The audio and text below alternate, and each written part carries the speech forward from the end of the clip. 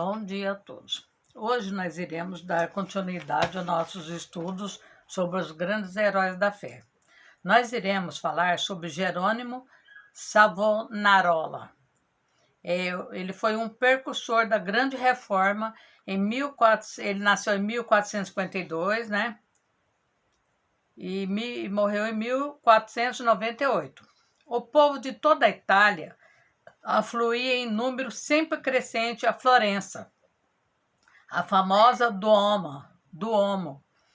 Não mais comportava as enormes multidões. O pregador Jerônimo Savonarola, abrasado com o fogo do Espírito Santo, tinha muito unção, né? E sentindo a iminência do julgamento de Deus, trovejava contra o vício, o crime e a corrupção desenfreada da própria igreja. Olha que a corrupção é antiga, hein, gente? O povo abandonou a leitura das publicações torpes e mundanas para ler os sermões do ardente pregador. Deixou os cânticos das ruas para cantar os hinos de Deus. Em Florença, as crianças fizeram procissões, coletando as máscaras carnavalescas, os livros obscenos e todos os objetos supérfluos que servia à vaidade. Com isso, formaram em praça pública uma pirâmide de 20 metros de altura e atearam-lhe fogo. Enquanto o monte ardia, o povo cantava hinos e os sinos da cidade dobravam em sinal de vitória. Idade Média, né, gente? Se o ambiente político fosse o mesmo que depois veio a ser na Alemanha, o intérprete e devoto Jerônimo Savonarola teria sido o instrumento usado para iniciar a Grande Reforma, em vez de Martim Lutero. Apesar de tudo, Savonarola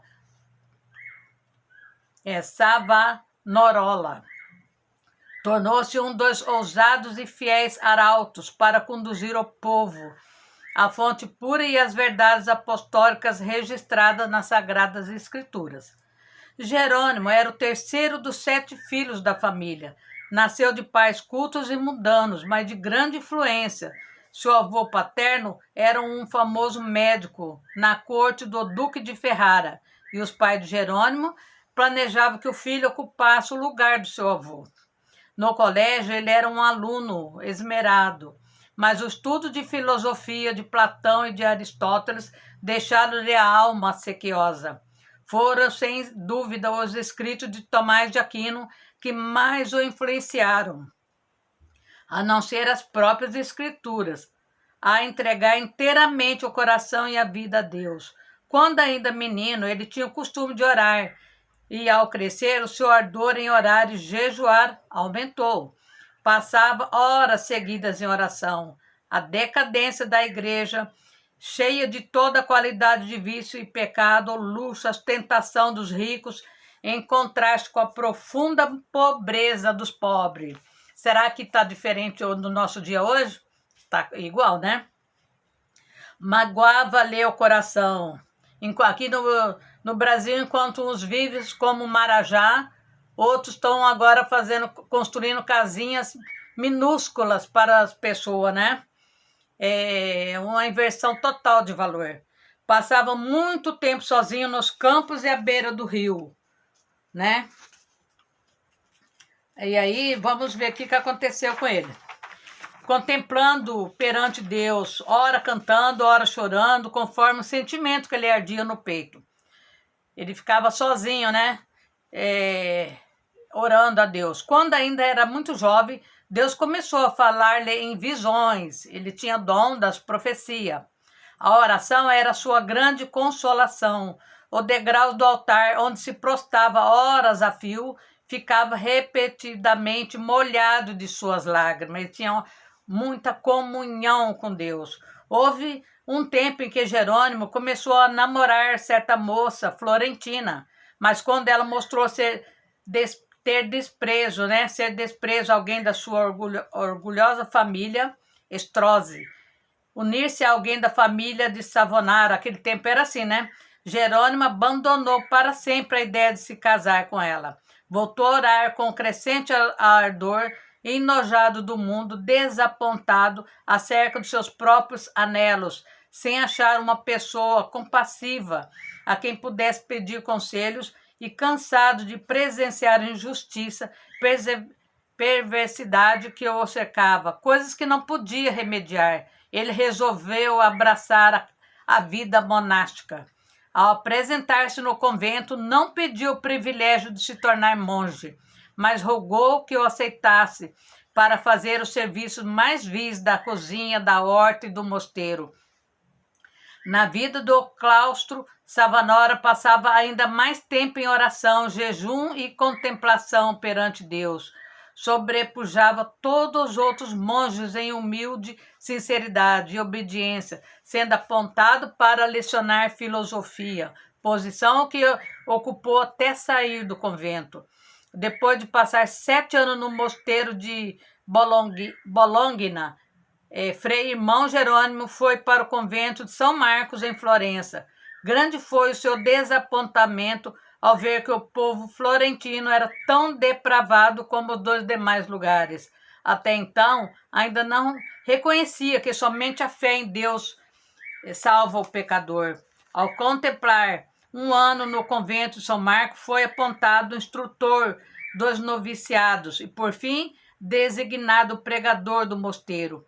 Apesar de ter o seu dispor uma excelente biblioteca, Savonarola utilizava-se mais e mais da Bíblia como seu livro de instrumento, né? De instrução, que era o que ele mais gostava. Aí, certo dia, ao dirigir-se a uma freira, viu-se repetidamente em visão. Ele teve uma visão, os céus abertos e passando perante seus olhos todas as calamidades que sobreviram à igreja. Então lhe pareceu ouvir uma voz do céu ordenando-lhe anunciar essas coisas ao povo. Convicto de que a visão era do Senhor, começou novamente a pregar com voz de trovão. Sobre a nova unção do Espírito Santo, a sua condenação ao pecado era feita com tanto ímpeto que muitos dos seus ouvintes depois andavam atordoados, sem falar nas ruas. Era coisa comum durante seus sermões. Homens e mulheres de toda a idade, de todas as classes, romperam em veemente choro. A dor de Savonarola na oração aumentava dia após dia, e sua fé crescia na mesma proporção. Frequentemente, ao orar, ele caía em êxtase. Certa vez, enquanto sentado no púlpito, sobreveio-lhe uma visão durante a qual ficou imóvel por 5 horas, quando seu rosto brilhava e os ouvintes da igreja o contemplavam, sem saber o que fazer. Em toda parte onde Savonarola pregava, seus sermões contra o pecado produzia profundo terror. As pessoas tinham medo. Os homens mais cultos começaram então a assistir às pregações em Florença. Foi necessário realizar as reuniões na Duomo, famosa catedral, onde continuou a pregar durante 8 anos. O povo se levantava meia-noite e esperava na rua até a hora de abrir. Tanta gente que queria ouvir ele, né? O que Deus faz, né? O corrupto regente da Florença, Lorenzo Médici, experimentou todas as formas, a bajulação, as ameaças e os rogos para induzir Savonarola a desistir das pregações contra o pecado, e especialmente contra a perversidade do regente. Por fim, vendo que tudo era debalde, contratou o famoso pregador Frei Mariano para pregar contra Savonarola. Olha como que é as coisas, né? Frei Mariano pregou um sermão, mas o povo não prestou atenção à sua eloquência e astúcia. E ele não ousou mais pregar, ele ficou com medo do povo. Nessa altura, Savonarola profetizou que Lorenzo, o Papa e o rei de Nápoles morreria dentro de 1 ano, e assim aconteceu. Então, nós vamos depois continuar, que é muito bonita a história dele, né? Vou terminar só um pedacinho aqui. Depois da morte de Lorenzo, Carlos VIII da França invadiu a Itália e a influência de Savonarola aumentou ainda mais. O povo abandonou a literatura torpe e mundana para ler os sermões do famoso pregador. Os ricos socorriam os pobres, em vez de oprimir. Olha como que Deus foi operando, né? Foi nesse tempo que o povo fez a grande fogueira na Piazza de Florença e queimou grande quantidade de artigos usados para alimentar vários vícios e vaidade. Não cabia mais no grande Duomo o seu imenso auditório. Depois nós vemos o que sucedeu com ele, né? Peraí, ainda dá para nós terminar esse pedacinho. Contudo, o sucesso de Savonarola foi muito curto. O pregador foi ameaçado, excomungado e, por fim, no ano de 1498, por ordem do Papa, foi queimado em praça pública. Olha a ignorância, né? Porque ele falava de Deus, ele tinha uma fé inabalável, ele tinha o Espírito Santo, ele era perseguido até morrer. Com as palavras, o Senhor sofreu tanto por mim, terminou a vida terrestre de um dos maiores e mais dedicados mártires de todos os tempos. Apesar de ele continuar até a morte a sustentar muitos dos erros da igreja romana, ensinava que todos que são realmente crentes estão na verdadeira igreja. Alimentava continuadamente a alma com a palavra de Deus. À margem das palavras da sua Bíblia estão cheias de notas escritas, enquanto meditava a Escritura. Conhecia uma grande parte da Bíblia de cor e podia abrir o livro instantaneamente e achar qualquer texto sem dificuldade. Passava noites inteiras em oração e foram-lhe dadas revelações, quando em êxtase ou por visões. Ele tinha dons de revelação. Seus livros, a humildade, a oração, o amor, continuam a exercer grande influência sobre os homens até hoje. Destruíram o corpo desse precursor da grande reforma, mas não puderam apagar as verdades de Deus.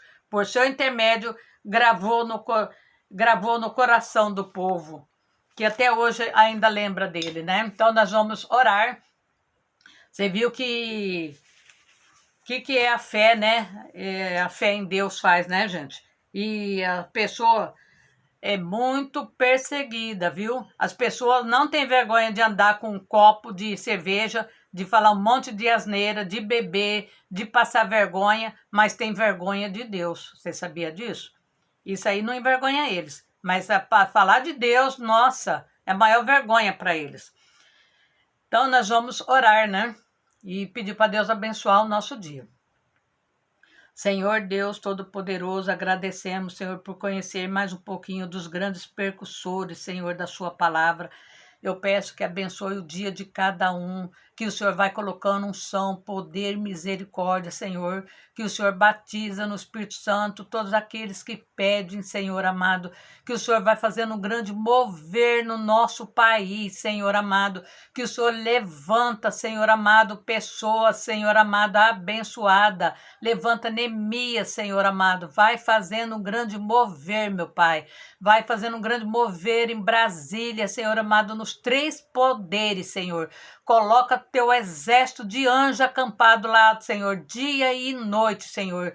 Que o Senhor envia teu exército de anjos, Senhor, para perseguir de noite aqueles que armam emboscada à noite para fazer na madrugada, Senhor. Que os caminhos dessas pessoas sejam liso e escorregadio, meu Pai. Que eles mesmo caiam na própria cova que eles abriram contra os teus ungidos, Senhor. Vai abençoando aqueles que estão orando comigo, aqueles que sofrem perseguições diabólicas dia e noite, Senhor. Aqueles que estão presos sem dever nada, Senhor. Que o Senhor vai derrubando todos os ferrolhos, todas as grades, todas as muralhas, Senhor. Toda a muralha do impedimento, Senhor, seja caída agora, meu Pai. Vai abençoando, meu Pai, aqueles que são tão ofendidos, humilhados, Senhor, que o Senhor vai passando na frente, meu Pai. Abençoe as nossas crianças, Senhor. Abençoe o nosso país. Abençoe a todos que estão orando comigo nesse momento, no nome de Jesus e no poder de Deus. Obrigado e até amanhã, se Deus quiser.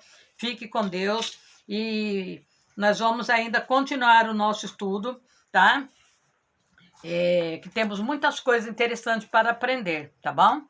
E agradeço por vocês terem ficado comigo até agora e até amanhã, se Deus quiser. Obrigado.